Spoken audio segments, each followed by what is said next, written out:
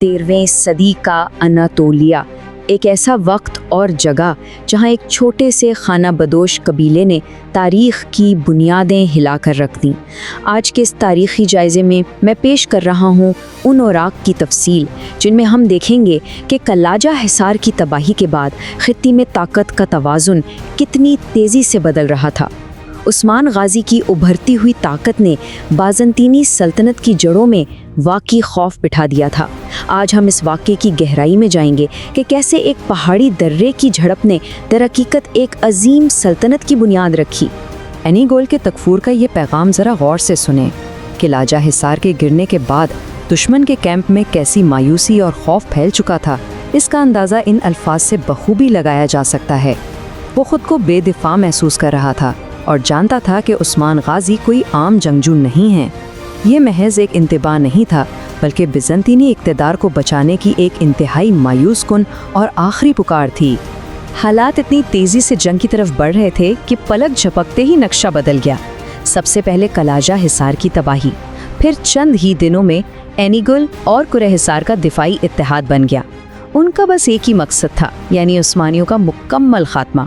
और फिर चंद घंटों के अंदर उनकी मुश्तरका फ़ौज सोगत और दुमानिच की तरफ मार्च कर रही थी। ये एक ऐसा तूफ़ान था जो खित्ते को मुकम्मल जंग की तरफ धकेल रहा था। यहाँ तकफूर की इस्तिलाह को ज़रा समझ लेते हैं। ये कोई आम सिपाही नहीं थे, बल्कि एशिया माइनर में बाज़ंतीनी सल्तनत की ताकत के इंतहाई मजबूत सुतून थे। इनके पास बड़े किले और भारी फ़ौजें थीं और उस्मान गाजी दरअसल इसी सदियों पुरानी गहरी जड़ें रखने वाली ताकत को उखाड़ने जा रहे थे। तो ये महज दो फौजों का नहीं, बल्कि दो बड़ी तहजीबों का टकराव था। तसीज के दर्रे में घात। तो जब उस्मान गाजी को रूमी पेशकदमी की खबर मिली तो उन्होंने कमाल की जंगी बसीरत दिखाई और दिफाई पोजीशन लेने के बजाय फौरी जवाबी हमले का फैसला किया। उस्मान गाजी की हिकमत अमली बिल्कुल नपी तुली थी। सबसे पहले अकीज़े के दर्रे में ऊंचाई पर पोजीशन लेना, फिर मुकम्मल खामोशी से उस धूल के बादल का इंतज़ार करना जो रूमी फ़ौज के करीब आने की निशानी थी, और तीसरा कदम, जैसे ही दुश्मन ऐन निशाने पर आया, एक साथ अचानक और ज़ोरदार हमला। कई जंगजुओं का नज़्म ज़ब्त और इंतज़ार वाकई देखने लायक था। यह अचानक हमला बहुत कामयाब रहा और रूमी फ़ौज बिल्कुल हिक्का बक्का रह गई थी। लेकिन हमें एक बात याद रखनी चाहिए कि रूमियों को तादाद में ज़बरदस्त बढ़तरी हासिल थी, और इसी अददी बढ़तरी ने इस झड़प को एक इंतहाई खूनी और कठिन जंग में बदल दिया। रूमी संभल गए और मुजाहिदीन को सख्त तरीन मुज़ाहमत का सामना करना पड़ा। शहादत और एक कड़वी फतह। जंग का मैदान हमेशा बेरहम होता है, और इस हंगामे में एक ऐसा लम्हा भी आया जिसने पूरी जंग के मंजरनामे को सोगवार कर दिया। मैदान जंग की इस शदीद हंगामा आराई में उस्मान बेग के बड़े भाई सारी बातों, जिनसे वो बेपनाह मोहब्बत करते थे, उन्हें एक कारी ज़र्ब लगी और वो बिलाखैर जामे शहादत नोश कर गए। ये काई कबीले और ख़ास तौर पर उस्मान गाजी के लिए एक नाकाबिल तलाफ़ी इंतहाई अलमनाक नुकसान था। लेकिन इस गहरे दुख ने काई सुफ़ों में कमज़ोरी पैदा नहीं की, बल्कि खौफनाक गज़ब को भड़का दिया। सारी बातों की शहादत की खबर मिलते ही तकबीरों की गूंज के साथ मुजाहिदीन एक तूफान बनकर रूमियों पर टूट पड़े। इस खौफनाक जवाबी हमले ने रूमी सुफों को चीर कर रख दिया। रूमी कमांडर कलानोज मारा गया।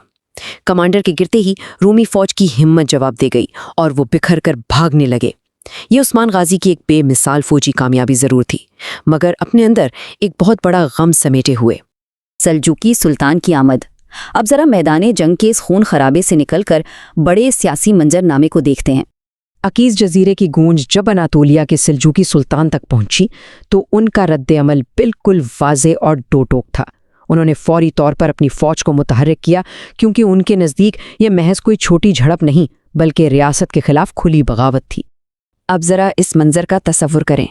एक तरफ उस्मान गाजी के जंगजू जो भागती रूमी फौज का ताक़ुब करते हुए कुर्रा हिसार पहुंचे थे, और दूसरी तरफ सुल्तान की भारी और इंतहाई मुन्नज़्ज़िम फौज जो अपने साथ मंजनीकें और बड़े जंगी आलात लेकर आई थी। अब इन मुश्तरका अफ़वाज ने कुर्रे हिसार के किले का एक ज़बरदस्त और फैसलाकुन मुहासरा शुरू कर दिया। 2 महाज़ों पर जंग। लेकिन तारीख सीधी लकीर में कहाँ चलती है? محاصرے کا تیسرا دن تھا اور ایک اتنی بڑی اسٹریٹجک مشکل کھڑی ہو گئی جس نے صورتحال کو یکسر بدل دیا۔ کونیا سے کچھ فریادی بھاگتے ہوئے سلطان کے کیمپ میں آئے۔ خبر کیا تھی؟ باانجاز تاتاری نے ایریغلی پر حملہ کر کے اسے جلا کر راکھ کر دیا ہے۔ اس اچانک آفت نے سلطان کو ایک انتہائی کٹھن اور ناممکن صورتحال میں لا کھڑا کیا۔ کیا وہ محاصرہ جاری رکھیں یا اپنی عوام کو بچانے کے لیے واپس لوٹ جائیں؟ اس نازک موڑ پر قیادت کی منتقلی کا ایک بہت بڑا فیصلہ ہوا۔ سلطان نے محاصرے اور تمام بھاری ہتھیاروں کی ذمہ داری عثمان غازی کو سونپی اور انہیں ان شاندار دعاؤں کے ساتھ رخصت کر کے خود تاتاریوں سے نمٹنے کے لیے روانہ ہو گئے۔ یہ الفاظ دراصل ایک نئی سلطنت کی نوید تھے۔ تو اب صورتحال کچھ یوں بن چکی تھی۔ بے وقت جاری دو بڑی جنگیں۔ بائیں جانب عثمان غازی قلعہ حصار کا وہ طویل اور تھکا دینے والا محاصرہ سنبھالے ہوئے تھے، اور دائیں جانب سلجوکی سلطان بیگا ٹیلے پر تاتاریوں کے ساتھ زندگی اور موت کی جنگ لڑ رہے تھے۔ یہ وہ لمحات تھے جو اناتولیا کی تقدیر کا فیصلہ کرنے والے تھے۔ بیگا ٹیلے پر 2 دن اور 2 راتوں تک انتہائی خونی جنگ ہوئی۔ سلطان نے تاتاریوں کو فیصلہ کن شکست دی، اور چونکہ تاتاریوں نے ایریغلی کے معصوم لوگوں کے ساتھ بے حد وحشیانہ سلوک کیا تھا، اس لیے یہاں کوئی رحم نہیں کھایا گیا، بالکل بھی نہیں۔ قلعہ حصار کی فتح۔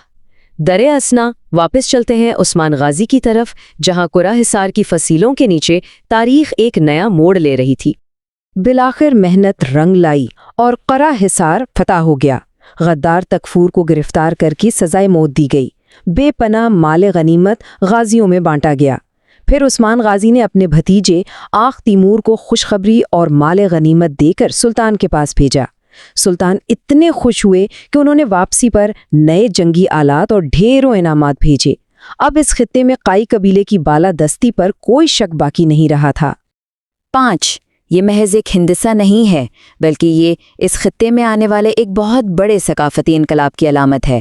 فتح کے بعد قلعے کے بڑے گرجا گھر کو مسجد میں تبدیل کر دیا گیا، اور یوں شمال مغربی اناتولیا کی فضاؤں میں پہلی بار دن میں 5 وقت نماز کے لیے اذان کی صدائیں گونجنے لگیں۔ لیکن اس ساری کامیابی کا اصل مطلب کیا ہے؟ یہ صرف ایک قلعہ جیتنے کی بات نہیں تھی۔ عثمان غازی نے وہاں ایسا زبردست انصاف اور رواداری پر مبنی نظام قائم کیا کہ مقامی عیسائی آبادی خود بخود اسلام کی طرف راغب ہونے لگی۔ دیکھتے ہی دیکھتے قلعہ حصار ایک روشن اسلامی شہر بن گیا، جو آنے والے وقتوں میں عثمانی عدل و انصاف کی ایک شاندار پہچان بنا۔